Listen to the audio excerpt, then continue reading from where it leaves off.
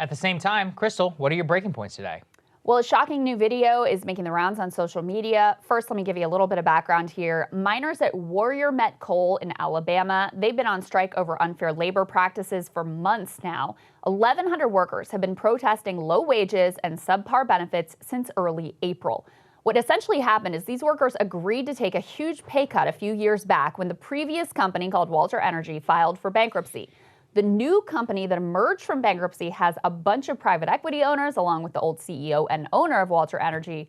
But workers, they've been left out of the newfound prosperity. According to the miners, all they're really asking for is to get back to the pay that they were earning 5 years ago. They've been met with every strike-breaking tactic in the book, from hired thugs to drone surveillance to scab labor. But what I'm about to show you represents a shocking escalation. In two separate instances, picketing miners and their supporters have been intentionally struck by cars. Take a look at this. You can see one of those instances here in which a UMWA representative from West Virginia is hit by a boss's pickup truck as he attempts to walk across the road to a picket line. Absolutely outrageous how they think they can operate with total impunity and be protected by a thoroughly bought and corrupted political system. By the way, for anyone who supports these miners and wants to support them financially, I'm posting a link to their strike fund in the description box for this video so you can back them there. It has been tough times for these men and women and for their families. Whatever support and solidarity you can provide would go a long way. So while these miners have gone all in on a visible, declared public strike, there's some signs that there are a whole lot of workers across the country right now engaging in their own low-key general strike after bearing the brunt of pandemic-era death and exploitation, silent, unspoken, uncoordinated collective action that is reshaping the face of the labor market. It's actually all very passive-aggressive. So the first sign was when bosses started complaining about how they couldn't find any workers to come back to their crappy low-wage jobs. A rash of articles and social media posts complained that the $300 unemployment benefit was keeping workers lazy and at home, rather than where they belong, flipping burgers for $7.25 per hour, or waiting tables and being harassed for even less. How dare working-class people consider an option other than persisting in low-paying jobs for employers who treat them as disposable? Next, at the higher end of the labor market, we started hearing increasing demands from CEOs that their white-collar workers return to the office, or else they wouldn't be considered good little employees any longer. Listen, guys, it's nice that you were able to see your kids and shit during the pandemic, but now we need your butts back in your cubicle seats so we can make sure nothing exists in your life except for work. The CEO of WeWork made this memorable contribution, arguing that you can sort the wheat from the chaff in your company by seeing who wants to come back to the office. Those who want to come back should be considered more engaged, while, quote, those who are least engaged are very comfortable working from home. Now, white-collar workers, they're not just accepting this attitude, though. According to FlexJobs, 58% of workers who did their jobs remotely during the pandemic said they would absolutely look for a new job if they cannot continue their remote work arrangements. We've also seen a huge jump in the number of workers who are considering job changes, who have already quit, or who are planning to move to a less stressful and lower cost part of the country, all with the goal of shifting the work-life balance back in the direction of life. And more data just continues to pour in. New column by Neil Irwin of the New York Times argues that workers are beginning to gain something that they haven't had in a long time over employers: a tiny little bit of leverage.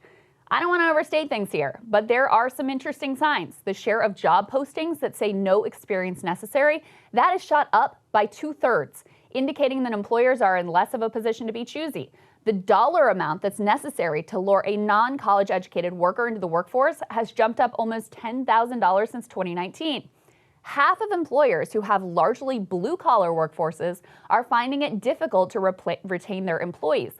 That's a spike of 19%. So to sum it up, something is happening up and down the income scale. People got a little bit of money in their accounts from unemployment checks, child tax credits, and direct stimulus. They had a year that one way or another turned their lives upside down and gave them also a chance to reassess.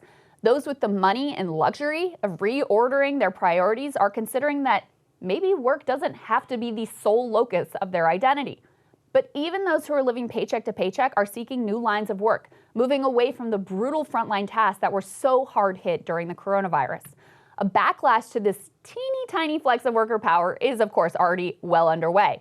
The right wing is all in on trying to make unemployment more brutal and terrifying to force workers back in exploitative situations. The Biden administration seemingly embracing some of this framing. FDR talk has gone, along with Biden's plans for new social spending. The $15 minimum wage and the pro-union, pro-act have completely disappeared from sight. The pro-corporate side, they only know how to answer labor shortages with punishment and sticks. It's all unemployment cuts and work requirements and cultural shame and stigma. The left response is to be happy, of course, about any marginal improvement in labor market conditions, while recognizing that the big business cycle may occasionally giveth, but mostly the business cycle taketh away. Any modest gains for workers can be immediately erased by the next Wall Street-created crash or bubble. Without a clear list of demands and policy wins, slight short-term improvements will be immediately lost to decades of grinding exploitation. But it's all interesting, kind of provocative, isn't it? To see the impact of a pandemic-induced collective action happening organically across classes and industries. Now imagine if that action became intentional, became coordinated in an actual general strike, if the demands were made clear, the adversarial nature of the action explicit. Just like the miners, there'd be no guarantees and you'd be in for a whole lot of abuse.